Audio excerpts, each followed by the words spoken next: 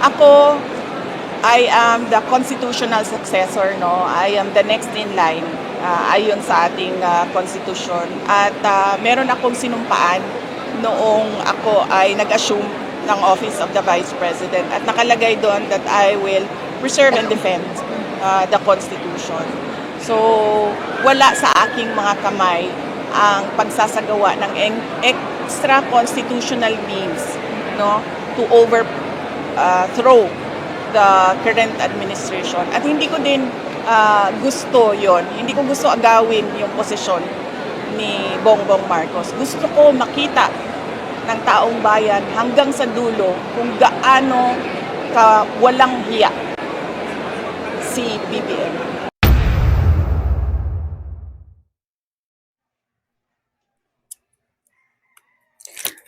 Magandang gabi po para po sa mga OFW dyan na iba po ang oras. Magandang araw po dito po sa atin sa Pilipinas. Magandang gabi po. Again po, ito po si Madam Windra ng Windra's Fortune ang magbabasa ulit. At ang dami pong nagtatanong tungkol sa update po sa family ng ating Vice President Sara Duterte. Ganun na rin po kay ating father, what we call Father Digong, dating presidente.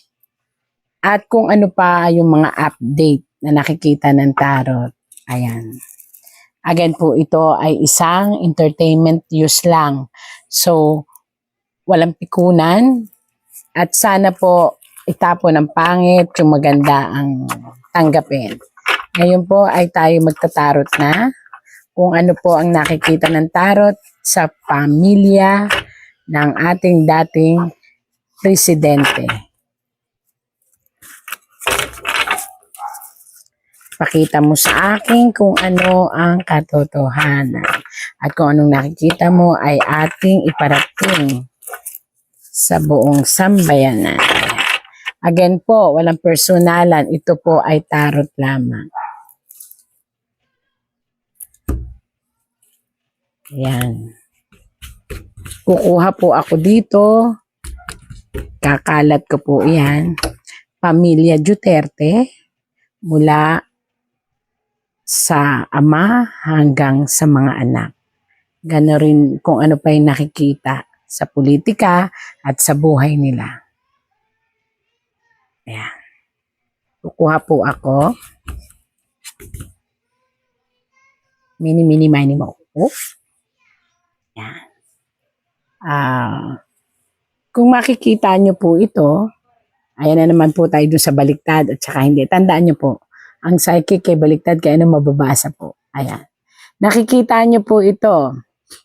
Ito po ay isang hari na nakabaliktad na namumuno. Ang ibig sabihin po nito, ang ating presidente ay muling uupo sa anumang luklukan o isang pamumuno. So nangyari na nga po ito at siya po ay nanalo bilang isang mayor muli ng Davao. Subalit nakabaliktad po, kaya ang ibig sabihin po nito, siya po ay mananatili pa doon. Alam naman natin na wala siya dito, nasa kulungan ng ICC. So, nandun pa rin po siya pero siya po ay nanalo at matagumpay na iniluklok ng tao. Ayan po yan. Kitang-kita naman po. Pasensya na po kayo, nagre-reflect. Pero nakikita niyo po ito. Isang lalaki nabubunuin. Isang lalaki nabubunuin at gagampanan ang kakulangan ng presensya ng lalaki nito.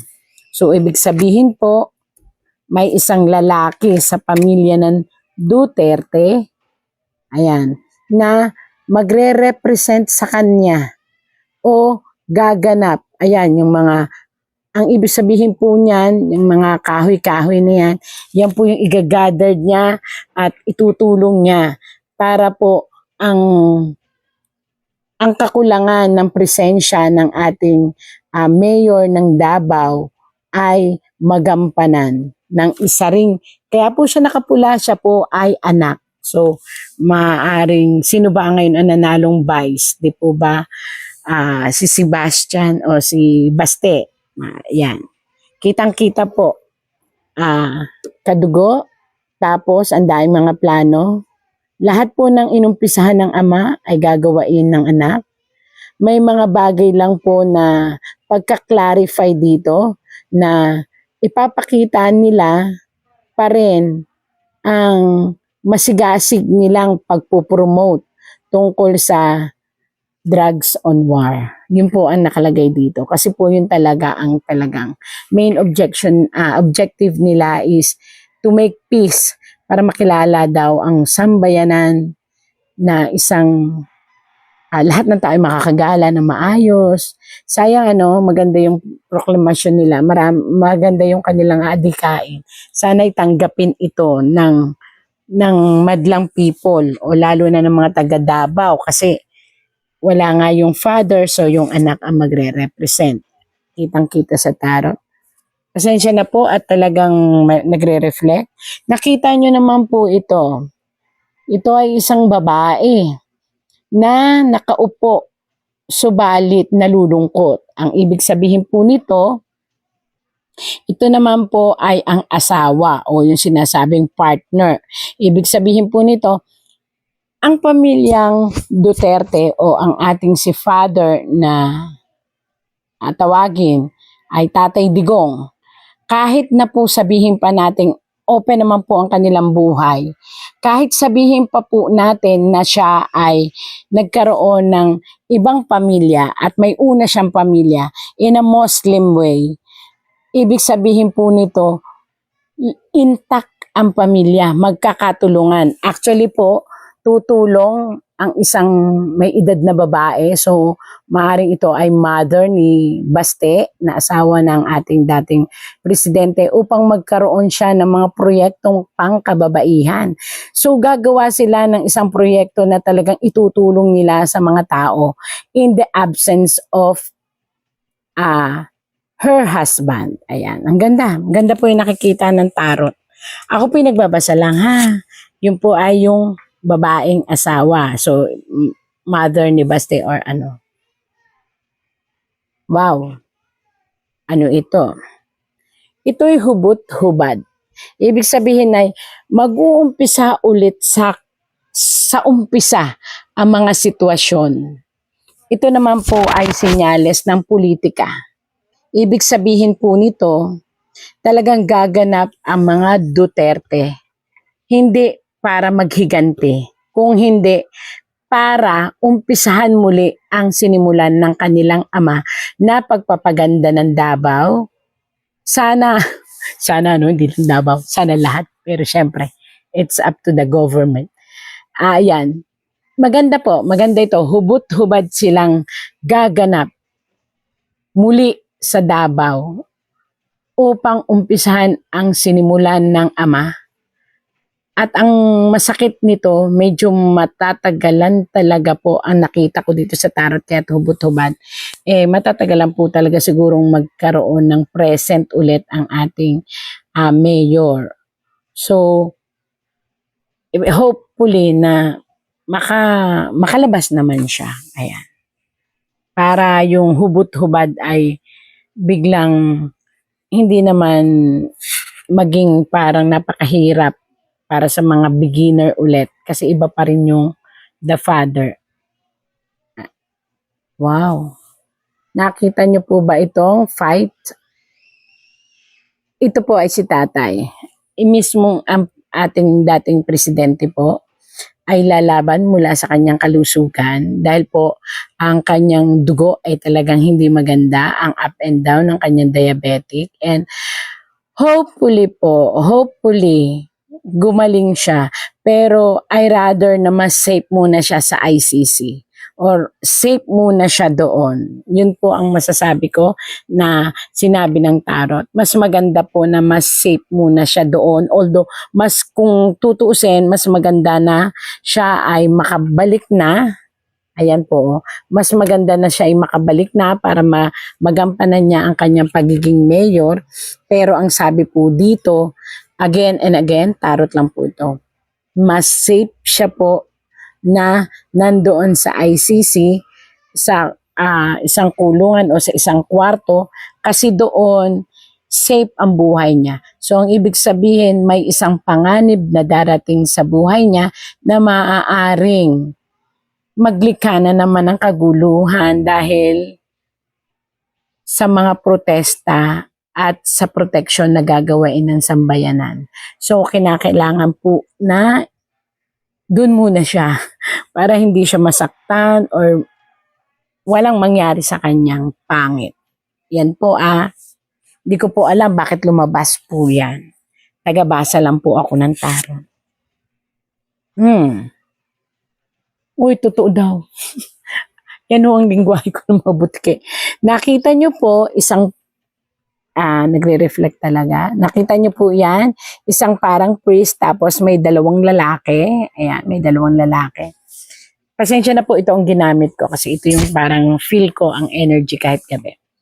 Yung dalawang lalaki pong ito ay dalawang matalik na kaibigan ng ating dating presidente. Ang gagawa ng paraan, ito po ay matataas. Ito ay matataas na tao. Gagawa sila ng paraan para matulungan po ang ating Tatay Digong na makalaya at makaalis ng ICC o maibigay sa kanya ang justice. Dalawang lalaki na matataas.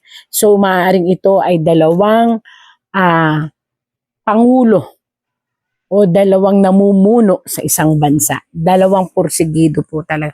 Although yung 7 po yung nakita ko before pero yung 2 porsigido.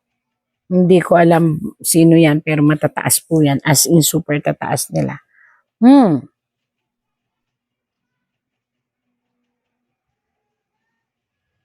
Ito ay kalungkutang dinaranas ng ating Tatay Digong doon kasi gustong-gusto na niyang umuwi actually. Pero sabi ko nga again, para sa akin ang nakita po ng tarot, kahit ako gusto ko rin po siyang makauwi na kasi nanalo naman talaga siya bilang mayor at saka nakita ko yung simpatsya ng mga tao sa kanya, mas safe pa rin siya doon. Kasi doon, ang poproblemahin lang po natin ay ang health niya. So again and again, nakita lang po ito ng tarot. Oras na po siya ay nakalaya ng hindi pa nakatakdang panahon ng kanyang kaligtasan, maaari po siyang may isang hindi ko makita to pero ayoko magsalita dahil nakita ng tarot. Isang aksidente. So sana naman ay wag. Kaya mas mabuting doon muna siya sa ICC at doon health lang ang problema natin.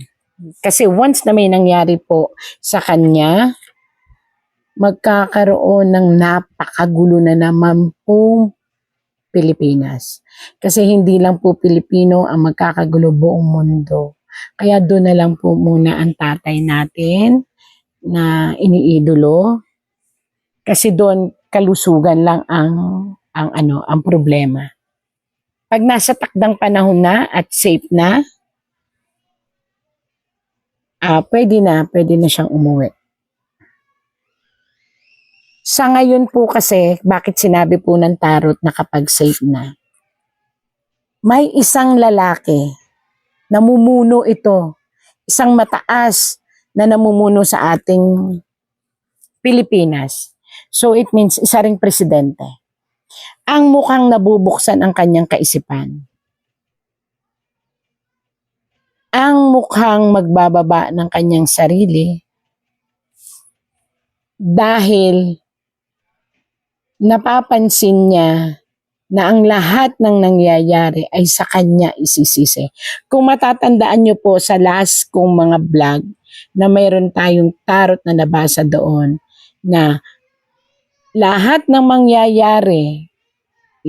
mangyayari sa pamilya Duterte, pati po sa impeachment na sinasabi, kapag ito ay natuloy, ang lahat po ng blame ay mapupunta dito sa lalaking lumabas na ito. So, pag-isipan nga. Kaya ang sabi ko po dito, mas maganda na kapag nasa tama na ang sitwasyon, kapag humupa na ang lahat, kapag naisip na niya ng totally nitong lalaki na nakaupo, kita nyo naman po yan, lalaki, nakaupo, na napapalibutan ng kapangyarihan. Ito po ay maaring mas save po ang buhay ng ating Tatay Digong o ng ating dating presidente kasi sasabayan kasi ng mga salbahe yung kaguluhan ngayon. So, hindi ko alam kung sino yung mga salbahing yan, pero ang lahat ng yon ay mabiblame dito sa nakaupo. Na actually, may alam din siya, pero marami ang nasa paligid. So, hindi natin alam kung alin ang susundin sa lahat ng mga payo. Ayan po. Ayan. Sana naman ay, yan po again po ha, yan po ay isang tarot lamang. Kita nyo naman, isang lalaki nakaupo na puro kapangyarihan, nagre-reflect nga lang, ayan, puro kapangyarihan. Kapangyarihan at kayamanan yan. Sino ho ba sa atin dito? Di po ba ang pinaka makapangyarihan lang ngayon natin ay ang presidente? So, nire-represent po yan ng tarot. So, binabasa ko lang po, Ayan. Oops. Nagdadalawang isip. Ayan. Nagdadalawang isip. Ito po ay nagre-represent po ito ng ating gobyerno. So sa case po ng ating dating presidente na si Tatay Digong, ang ibig sabihin po ito yung nagre-represent ito ng government.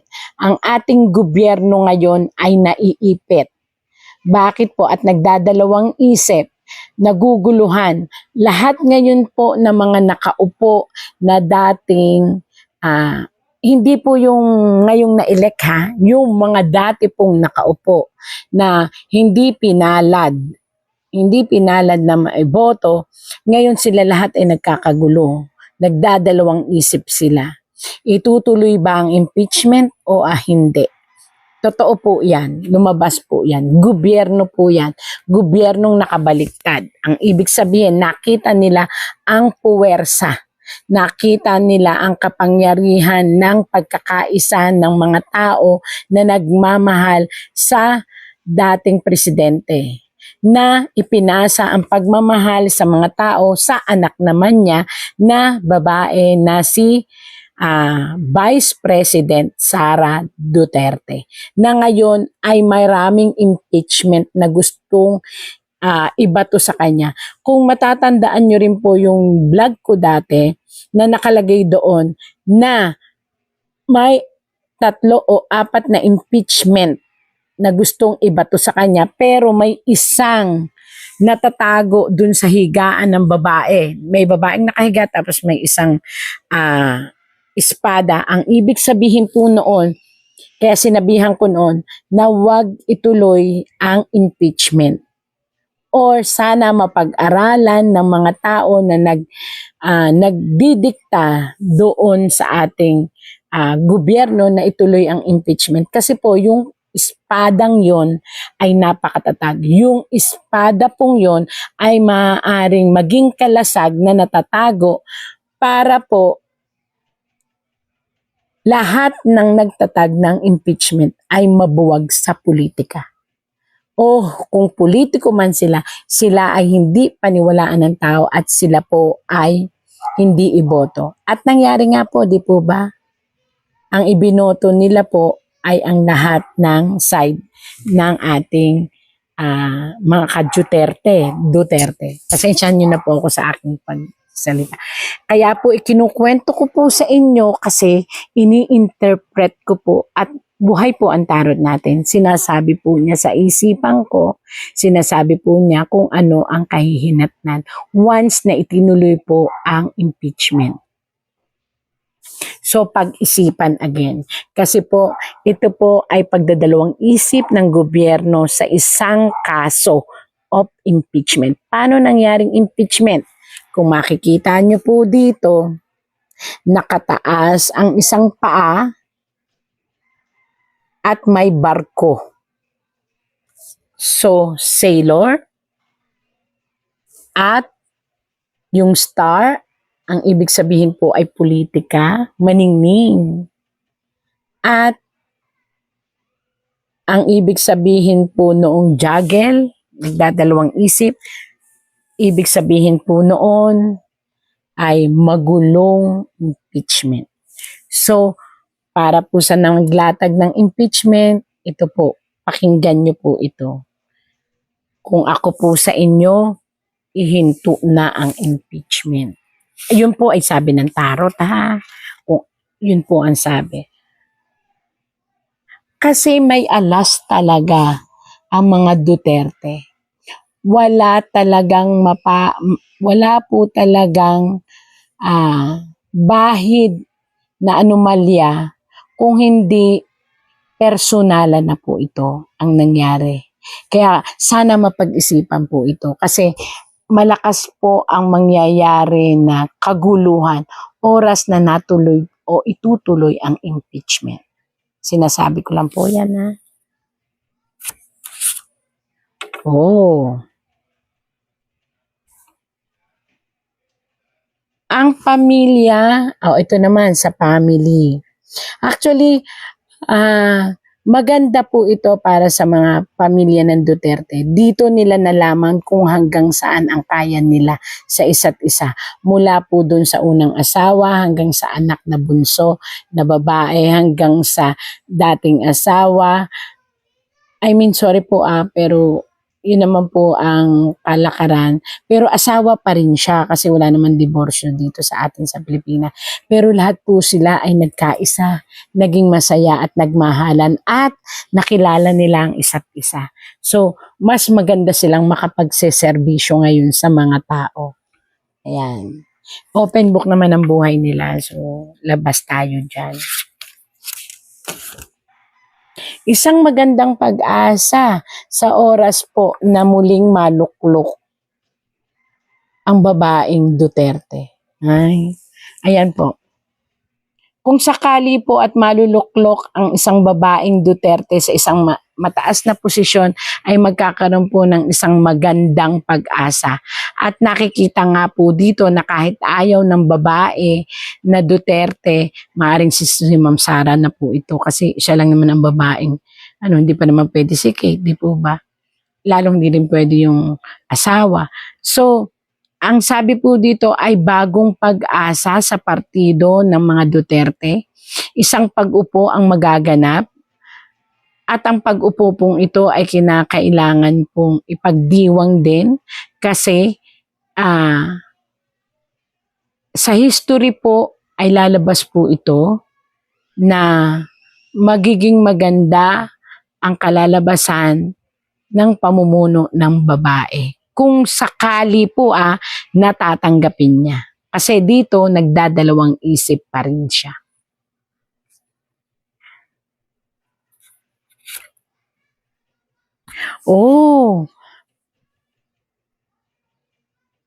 Isang anak ng ating presidente na nakaupo ngayon, dating presidente ang nakaupo ngayon, ang magpapakitang gilas pagdating sa politika ng Davao. Wow! Sana nga po ipagpatuloy nyo ang kabutihan at legacy. Kasi maganda po ito. Hindi lang mawawon nyo ang battle, you will also won the heart of the people. And not only the heart of the people, the nation. Ayan. Maganda. Kaya lang po, may mga dapat po kayong dapat i-work out, mga family ng Duterte, yung mga taong naggawa sa inyo ng hindi maganda, try to please to forget and forgive kasi tao na po ang huhusga sa kanila. Windang na ang bansa natin dahil sa windang na Pangulo na yan. Yes. So bilang pangalawang Pangulo, hindi ko inuutusan ng active military na magkaroon ng kudeta or gumawa ng bagay na hindi naaayon sa konstitusyon. Pero putang ina, Suportahan nyo yung mga nagsasabi ng katotohanan. Ako, I am the constitutional successor, no? I am the next in line, ayon sa ating constitution. At meron akong sinumpaan noong ako ay nag-assume ng Office of the Vice President. At nakalagay doon that I will preserve and defend the Constitution. So, wala sa aking mga kamay ang pagsasagawa ng extra constitutional means, no, to overthrow the current administration. At hindi ko din gusto yon. Hindi ko gusto agawin yung posisyon ni Bongbong Marcos. Gusto ko makita ng taong bayan hanggang sa dulo kung gaano ka walang hiya si BBM. Ayaw nilang ituloy, gusto pa nilang pagtakpan ang mga taong utak at mastermind ng pinakakarumal-dumal na pagnanakaw ng salapi ng bayan sa kasaysayan ng Republika.